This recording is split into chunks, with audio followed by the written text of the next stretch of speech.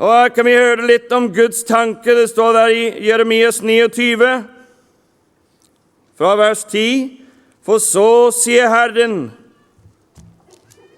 vers 11, for jeg vet de tanker jeg tenker om eder, sier Herren. Hør på dette. Jeg vet de tanker jeg tenker om dere, sier Herren. Fredstanker og ikke tanker til ulykke, og gi eder fremtid og håp. Og vi skal påkalle meg og gå av sted og bede til meg, og jeg vil høre på eder. Jeg husker selv når jeg skulle be til Gud, og var i min nød. Jeg var vel kanskje 19 år, og kjente det. Jeg hadde absolutt ikke seier.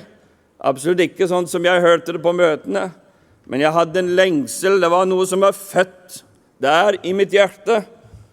Og det tror jeg mange kjenner seg igjen i. Du kjenner Gud har født noe, og det skal du ikke forakte. Du er født av Gud. Gud har gitt deg, det er noe Gud gitt i ditt hjerte. Det skal du ta veldig vare på. Men så kom jeg sammen med 2-3 andre brødre, og så begynte vi å lage bønnemøter.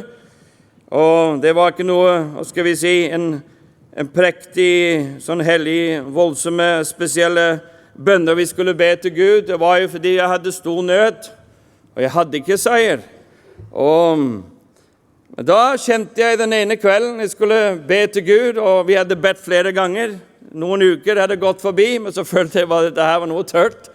Og jeg lurte virkelig på om Gud hørte på meg.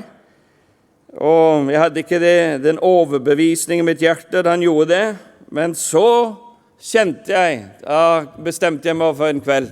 Nå, Gud, enten hører du meg, eller vil jeg ikke mer av dette her. Og den kvelden der, skal jeg si det, da kjente jeg at Gud levde. Og jeg opplevde en kolossal opplevelse og en vitnesbyrd i mitt hjerte at Gud var til. Og det er viktig. Det er viktig for hver eneste en her. Du må kjenne det, at Gud er til. Du må tro på han i hele ditt hjerte, og at han også hører dine bønner. For det gjør han nemlig. Han hører hver eneste sukk, og han vet om ditt hjertes lengsel, og han skal gi deg etter ditt hjertes tråd.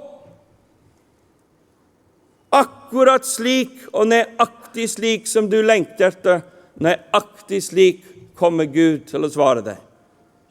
Det er den gode Gud som vi har med å gjøre. Kolossalt god.